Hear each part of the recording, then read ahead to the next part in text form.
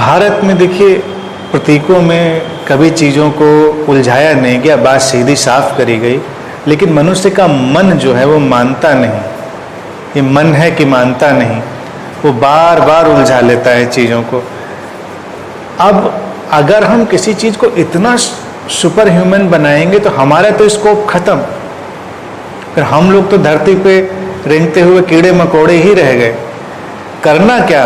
अगर उस ऊंचाई पे जाना संभव नहीं, वहाँ पहुँचना संभव नहीं, उन चीज़ों को उस तरह से एक्सेस करना संभव नहीं, तो हम लोग टाइम वेस्ट कर रहे हैं। फिर ऐसा कुछ भी नहीं है।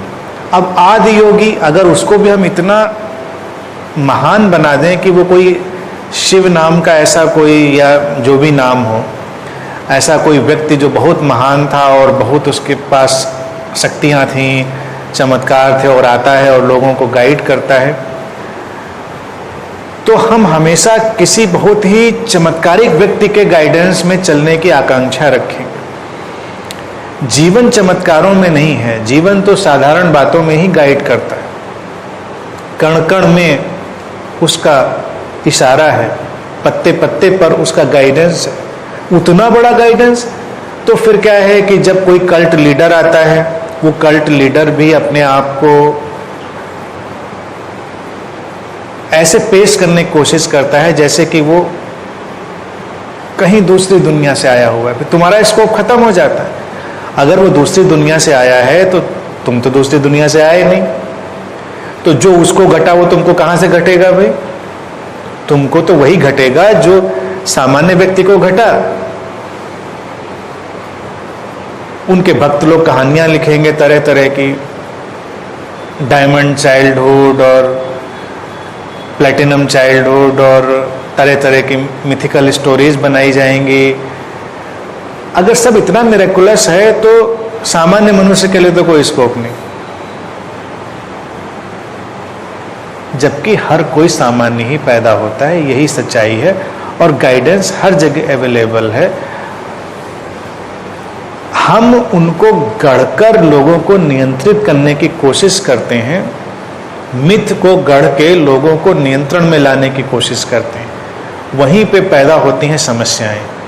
जितना भी बड़ा रूप हम करेंगे, तो हमारा एक कॉन्सेप्ट बना, हम चाहेंगे कि इस कॉन्सेप्ट के हिसाब से दूसरे लोग चलें, वो उसको वैसे माने, फिर उसका किसी न किसी तरह से लोगों के ऊपर आरोपण होगा, प्रोजेक्शन होगा, फिर और सटल हिंसा, सटल से वो ज़्यादा फिर ग्रॉस में तब्दील हो जाएगी। अभी कुछ दिन हुए जापान में एक कल्ट लीडर को फांसी दे दी गई, उसके अनुयायियों के साथ तमाम।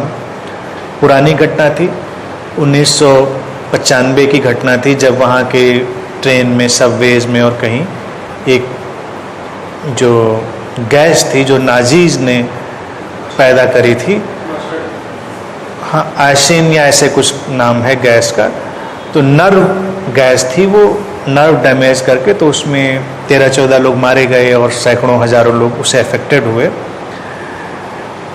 उसका जो तहकीकात में सामने आया, प्रणेता, एग्जीक्यूट करने वाला व्यक्ति एक गुरु था, शोको अशाहारा। वो एक कल्ट लीडर था, कल्ट का नाम था ओम शिनरी-क्यू, ओम द सुप्रीम ट्रुथ, और बड़ी फॉलोइंग थी उसकी, बड़ा प्रभाव था। प्रश्न ये खड़ा होता है कि क्या पड़ी थी उसको लोगों को मारने की? ये क्या था और क्यों करना चाहता था? उसको तो हम कहेंगे चलो क्रिमिनल माइंडेड था, अपराधी था, फांसी हो गई। कहीं कोई गोली मार लेगा, उसको हम कुछ कहेंगे, कोई कुछ करेगा। लेकिन कर क्या रहे हैं लोग? जब अपने विचार में, अपनी धारणा में हम लोगों को ढालना चाहेंगे तो हिंसा तो शुरू हो गई। तो कोई हिंसा के लिए केमिकल वेपन उठा लेगा, कोई तलवार उठा लेगा, कोई बम उठा लेगा, जिसकी विक्षिप्तता जहां तक जाएगी वहां तक वो चला जाएगा। इस आदमी ने भी वैसा ही हो सकता है किया हो, उसको लगा हो कि हमारे विचार में लोगों को ढाल लेना है। तो जहां कोई विचार में ढालने की कोशिश करेगा किसी को, तो ये आक्रमण शुरू हो जाएगा, और वो कभी भी सटल से ग्रॉस रूप ले सकता है। तो इसलिए बेहतर यही होगा कि किसी भी फिगर को, आध्यात्मिक फिगर को सामान्य मनुष्य की तरह देखा जाए, किसी भी मिथ को सामान्य मनुष्य की तरह देखा जाए, और बस ये जाना जाए कि इन सामान्य जीवन के बावजूद जो उनके अंदर गुण था वो था शांति का, और दैनिक उनकी जो जिंदगी है, डेली लिविंग, उसमें पूरी ठहराव और आनंद से जी पाने का, वही उनको बस अलग करता है।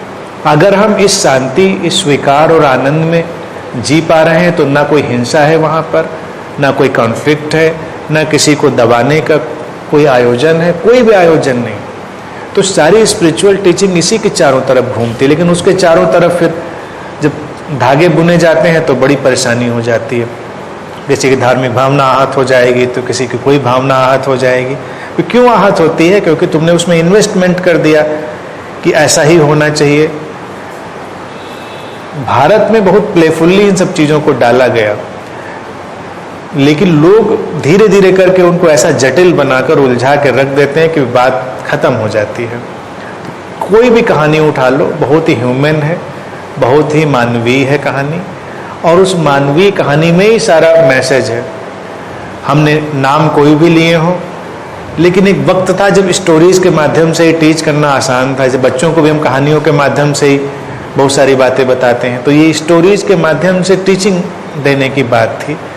बाकी मनुष्य हमेशा से सामान्य रहा, वो आज भी सामान्य है, आगे भी सामान्य होगा, और सामान्य मनुष्य के भीतर ही वो संभावना है जहाँ पर वो शांति और प्रसन्नता से पूरे सुलझे हुए हार्मोनाइज ढंग से रह सकता है। और वही इनलाइटनमेंट है, वही सबसे बड़ी उपलब्धि है, वही सबसे बड़ा चमत्कार है। ठीक है, आज के लिए